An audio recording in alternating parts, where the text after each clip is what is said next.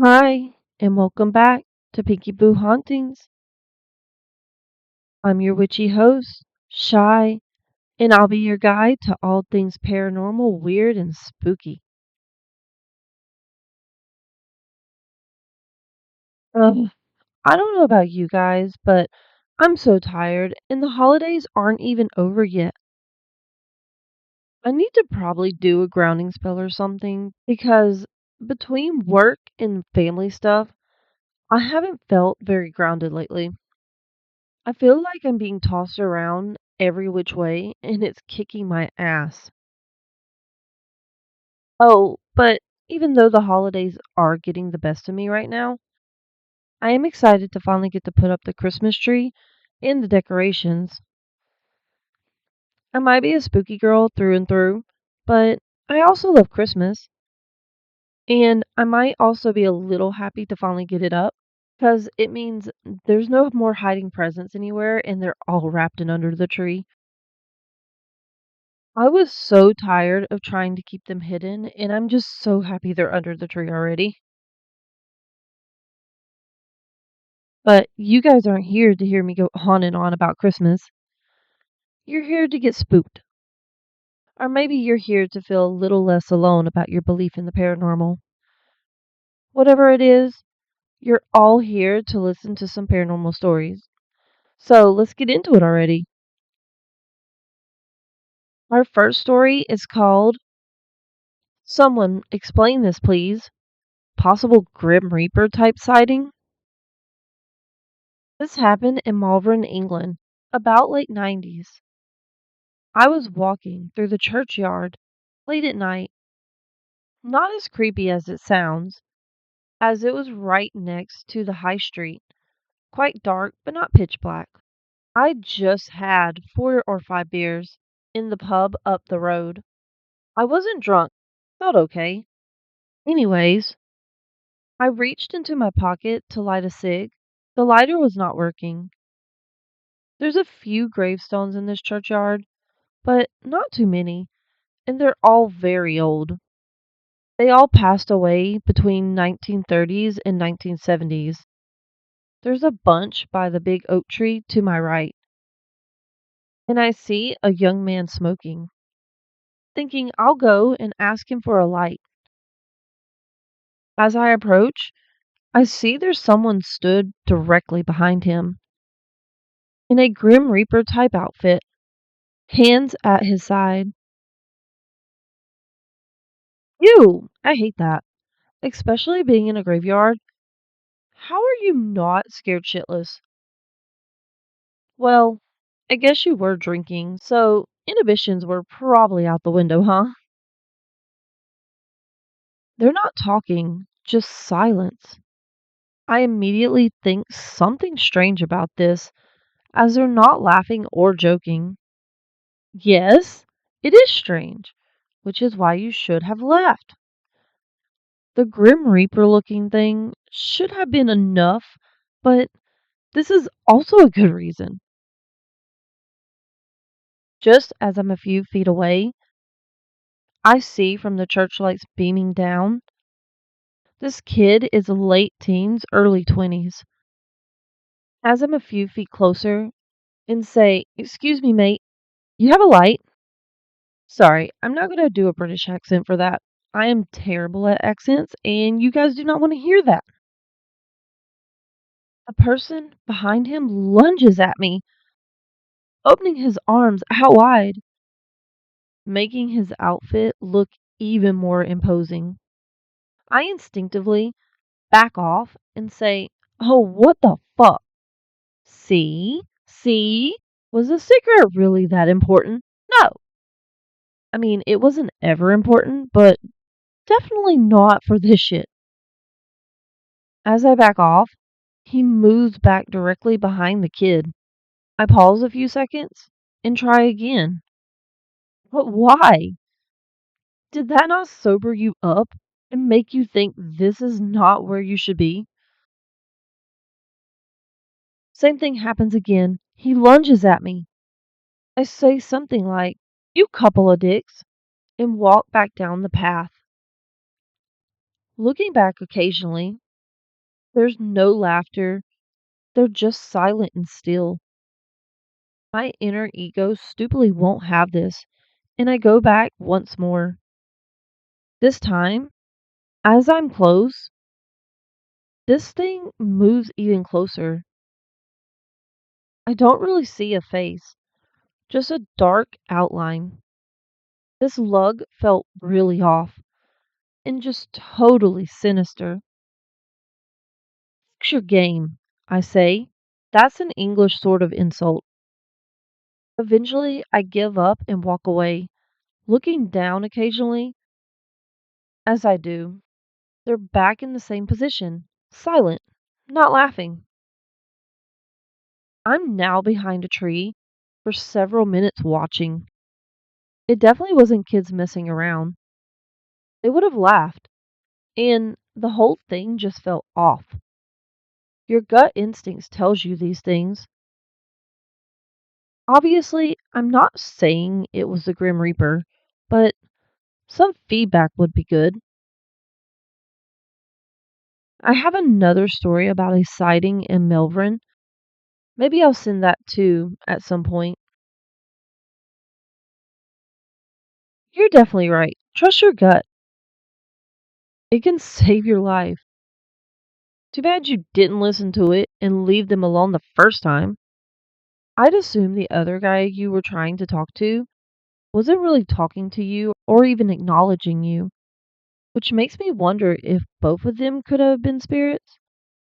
I mean, the Grim Reaper looking one was for sure one. At least that's the feeling I get. But I do wonder if the other guy was a spirit or not. It just seems weird that he wouldn't even react to you for how you were acting. Or maybe he did know of the spirit and was just used to it. I'm not really sure about him. It's freaky for sure. I also have to say, it is a little ironic that you were trying to bum a light off someone and ended up face to face with something that looked like the Grim Reaper. Maybe it should have been a hint to quit. But how about we move on to our next story? Have you had an unknown voice save you? My friend did, and here's her story about how it saved her life. I had lost my husband of 37 years 13 months prior. Feeling lost, I took off to hike the Pacific Crest Trail.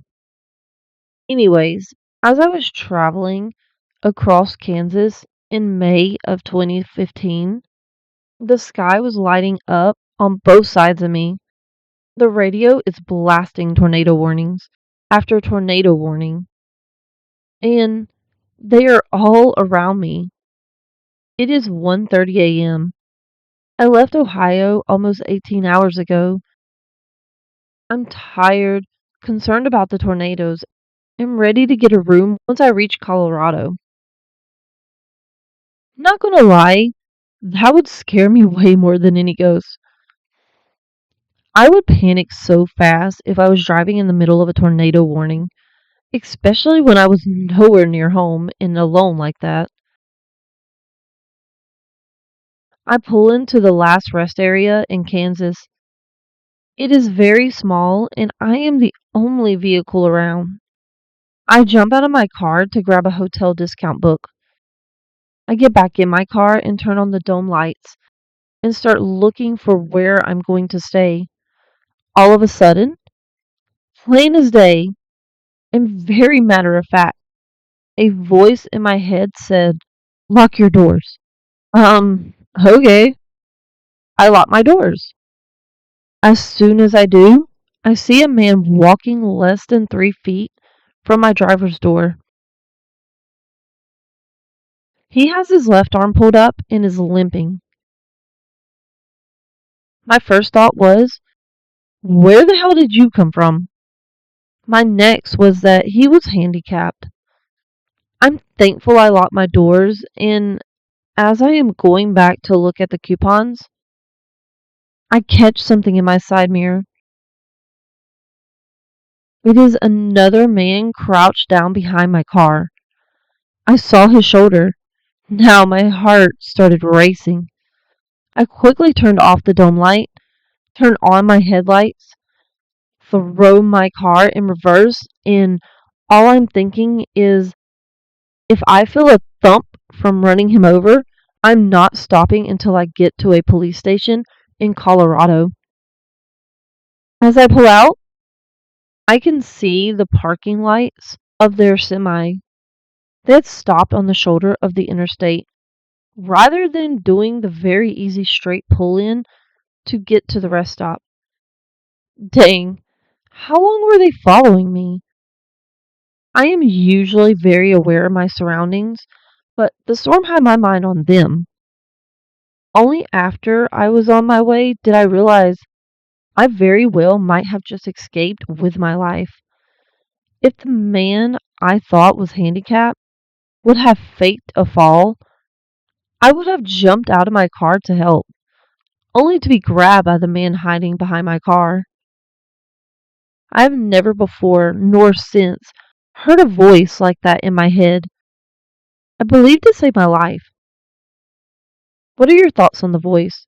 Have you ever had a silent voice save you from something? Holy shit! I'm so happy you actually listened to the voice. I know a lot of people would hear something like that in their head and just do nothing of it. So I'm glad you didn't. There is no telling what those two could have been planning. As for the voice, you for sure have someone looking out for you, whether it's a guide, a past relative, or whatever. Someone had your back that day, and I'm happy they were able to keep you safe. Man, people really are more scary than ghosts, at least most of the time. But let's move on to our last story.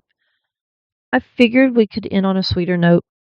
The story is called My 102-year-old grandma knew my 37-year-old sister died before anyone told her. I know, the story by that title sounds sweeter already, right? My 102-year-old grandma was in Rhode Island with my uncle. My mom and I were in Indianapolis in the ICU with my 37-year-old middle sister when she passed away. The only people who knew in the first several hours were her boyfriend, who was there with us, and my other eldest sister, who was in California.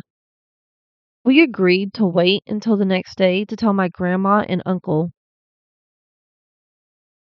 My uncle called my eldest sister very soon after my middle sister died because my grandmother insisted, since she sensed, for a lack of a better word, that my middle sister died. There is absolutely no way anyone informed my uncle and or my grandmother. How? I love how the last sentence is just how. I mean, I get it. It is a little weird, when they find stuff out like that. The only real question is how. But there are two things that this could be. Your sister visited your grandma to personally say her goodbyes, or your grandma is in tune with the other side. Not that it necessarily matters, but if they were very close, it is possible she came to her because of that closeness. Or maybe she sensed that your grandma needed to know now and not the next day. But my feeling is that your grandma has some abilities and she did sense your sister's passing. I told you guys we were going to end on a sweeter story, didn't I? At least as sweet as it can be when it comes to spirits and the paranormal. Alright, guys, that's all the stories I have for you today. I know it's a little on the short side, but like I've said before, between work, birthdays, and holidays, and just life, I just don't have the time to make longer episodes right now. I do hope you enjoyed these despite that. If you were enjoying them, could you possibly rate the podcast and leave a review? And if you're listening to this on YouTube, leave a like, maybe even subscribe.